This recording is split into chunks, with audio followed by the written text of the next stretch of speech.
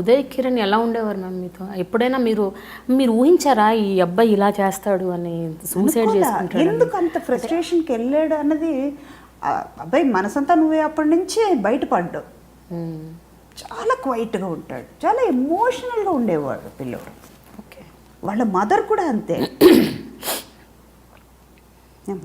Money పక్కన పెట్టేయండి, వాళ్ళ మదర్ కూడా ఎలాగంటే మన ఫ్యామిలీలో మనం ఒక క్లోజ్ రిలేషన్షిప్ ఉంటే ఎలా మాట్లాడుకుంటామో అలా మాట్లాడుకునేవాళ్ళు. ఉదయ్ కిరణ్ డెత్ న్యూస్ మీరు ఒక సినిమా షూటింగ్లో ఉన్నప్పుడు తెలిసిందంట కదా? నాకు తెలియదు అది ఉదయ్ కిరణ్ చనిపోయాడు అనేది. మార్నింగ్ ఒక లైలా కోసం షూటింగ్ బయలుదేరుతున్నాం.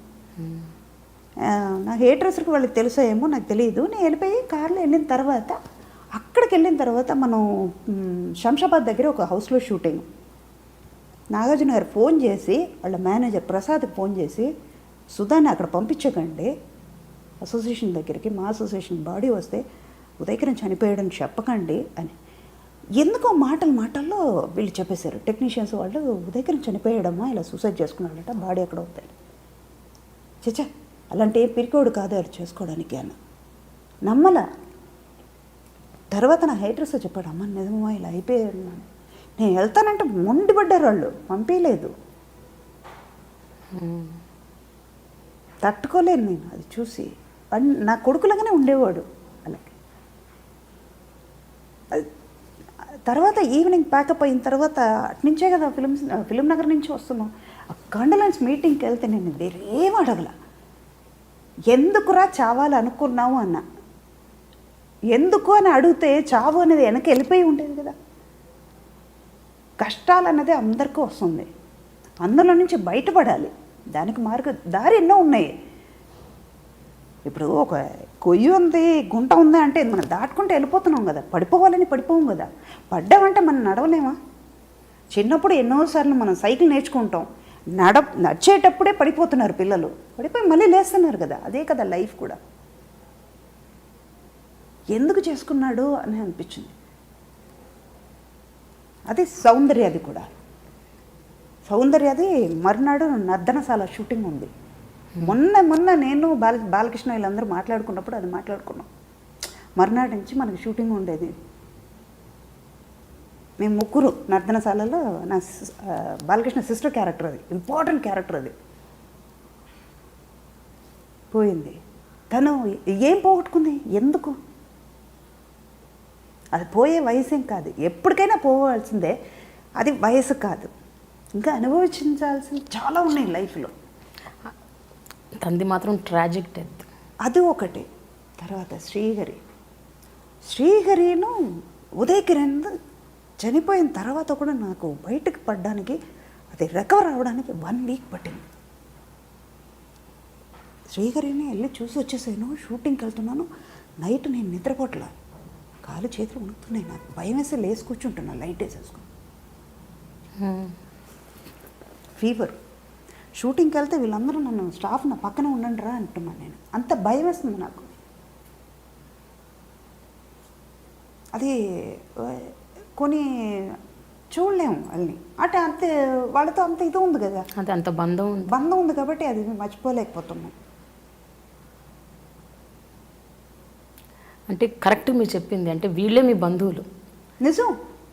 వీళ్ళతో పాటు ఉండి వాళ్ళతో తిరిగి, వాళ్ళతో వర్క్ చేసి, వాళ్ళతో మాట్లాడి, వాళ్ళతోనే మీరు మమేకం అయిపోయారు. ఆ బంధం అంత గట్టిది కాబట్టి ఇవాళ మీరు ఇంత కన్నీళ్ళు పెట్టుకుంటున్నారు. అంటే మీ మదర్ గురించి చెప్పినప్పుడు కూడా మీకు కన్నీళ్ళు ఇలా ధారగా రాలేదు. మీరు బాలచందర్ గారి గురించి చెప్తున్నప్పుడు, ఉదయ్ కిరణ్ గురించి చెప్తున్నప్పుడు యు బికమ్ మోర్ ఇమోషనల్. అంటే తల్లి మీకు జన్మనిచ్చి ఉండొచ్చు, బట్ వీళ్ళందరూ మీకు దే వాక్డ్ విత్ యూ. ప్రతి అడుగులో వాళ్ళు ఉన్నారు. మా మదర్ కంటే నాకు వీళ్ళతో ఎక్కువ టైం స్పెండ్ చేశాను నేను. నా కూతురు చిన్నప్పుడు 5 years హోలీ పిక్చర్కి నేను కేరళకి వెళ్తే ఉదయ్ కిరణ్ నా కూతురు ఆడుకునేవాళ్ళు అన్న చెల్లెలని. వాడి హీరో, ఎవరో ఆ క్యారెక్టర్ ఆర్టిస్ట్ వాళ్ళ కూతురు, వాళ్ళతో ఎందుకు అని వాడు అనుకోలే అక్కడ. రూమ్కి వచ్చి పక్కన రూమ్ అయినా కూడా మమ్మీ నేను చెల్లిని తీసుకెళ్తా అని తీసుకుని వెళ్ళి కింద కూర్చోబెట్టుకుని ఆడుకునేవాడు. తనకి ఏమన్నా చాక్లెట్ కావాలంటే ముందు ఉదయ్ అన్న నాకు 1 రూపీ ఇవ్వు అని ఉదయ్ కిరణ్ రాగానే సెట్కి రాగానే ముందు ఉదయ్ అన్న దగ్గరికి వెళ్తానని ఉండేది.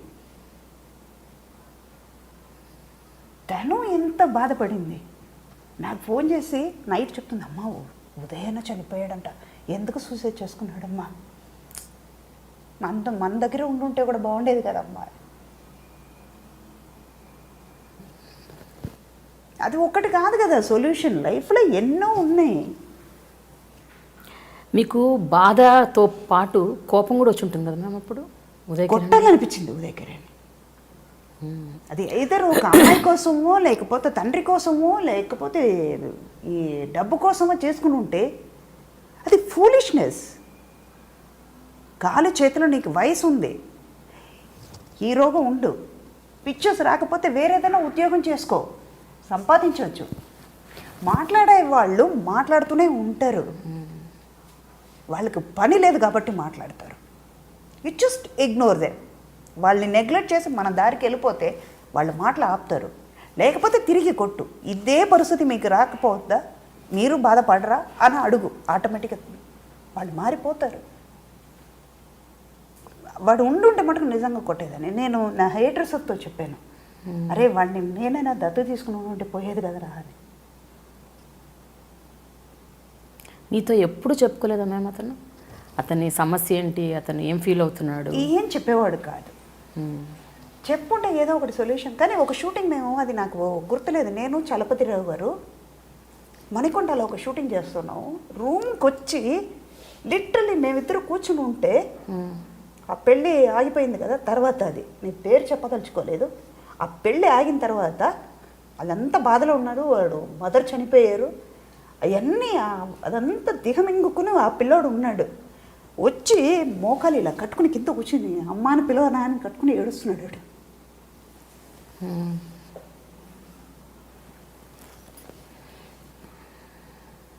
అల్లే వాడి మనసు ఎంత శోభించిపోయి ఉంటాడు లోపల వాడు.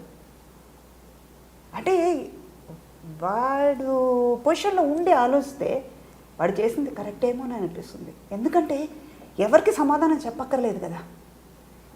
నేను పోయాను, నాతో పోతుంది, పోయిన తర్వాత ఎవరు ఏం బాధపడినా నాకు అవసరం, అదే అనవసరం, అది నేను చూడట్లేదు కదా అని అనుకునేవాడేమో. కానీ అది కొన్ని వీళ్ళు మాత్రం నాకు, మిగతా వాళ్ళు ఎంతోమంది మన కోస్టార్స్ పోతూనే ఉన్నారు, అవన్నీ పెద్దగా నాకు ఇంపాక్ట్ పడలేదు. బట్ ఇది బాగా రియలీ మ్యామ్. అంటే మీరు అదే కేవలం ఒక అమ్మలాగా నటించటం కాదు, నిజంగా మీరు అమ్మాయి ఉన్నారు వాళ్ళకి, అందుకనే మీరు అంతగా మీకు అంత అటాచ్మెంట్ మీకు అయిపోయింది వాళ్ళతో. అది కొంతమందితోనే వచ్చింది ఆ అటాచ్మెంట్. ఇదే ఇప్పుడు ఉన్న వాళ్ళతోనే నేను వర్క్ చేస్తున్నాను, కానీ ఏ అటాచ్మెంట్ రావట్లేదు కదా నాకు. అది ఎందుకు రాలేదు, వాళ్ళ మీద తప్పులేదు, నా మీద తప్పులేదు, అది ఎందుకో రాలేదు. అయితే ఒక విషయం మీలో ఒక ఫ్లిప్ సైడ్ ఉంది, అదేంటంటే మీరు సెట్లో ఉన్నంతసేపు అల్లరి చేస్తుంటారట. క్యారెక్టర్ మాత్రం అమ్మ క్యారెక్టరు, అక్కడ వేషాలు బుద్ధులు చేసే పనులు మాత్రం చిన్న పిల్లల్లాగా అల్లరి చిల్లరిగా నవ్వుతూనే ఉంటారంట కదా 24/7. మరి క్యారెక్టర్లోకి వెళ్ళిపోయి సీరియస్ అయిపోతారు. అప్పటి వరకు అది క్యారెక్టర్, అది డైరెక్టర్ ఏమంటారు అందరూ కొంచెం చాటర్ బాక్స్ కాస్త ప్రొడ్యూసర్ డబ్బు ఇస్తున్నారు, దానికోసమే న్యాయం చేయాలిగా, చేయాలి.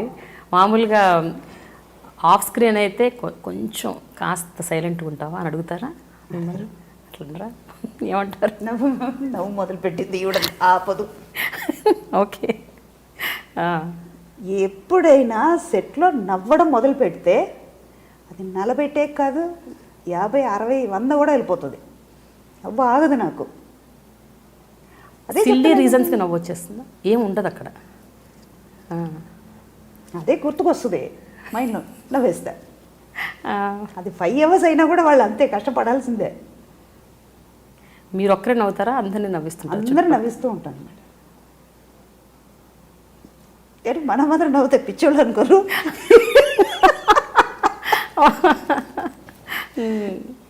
So you are very jolly totally electrifying అంతే ఎనర్జెటిక్. అంటే మనం మాత్రం ఛార్జ్ పెట్టుకుంటే ఎలాగా? ఈ ఛార్జ్ అందరితో స్ప్రెడ్ చేస్తేనే కదా అందరూ అలర్ట్కుంటారు కదా.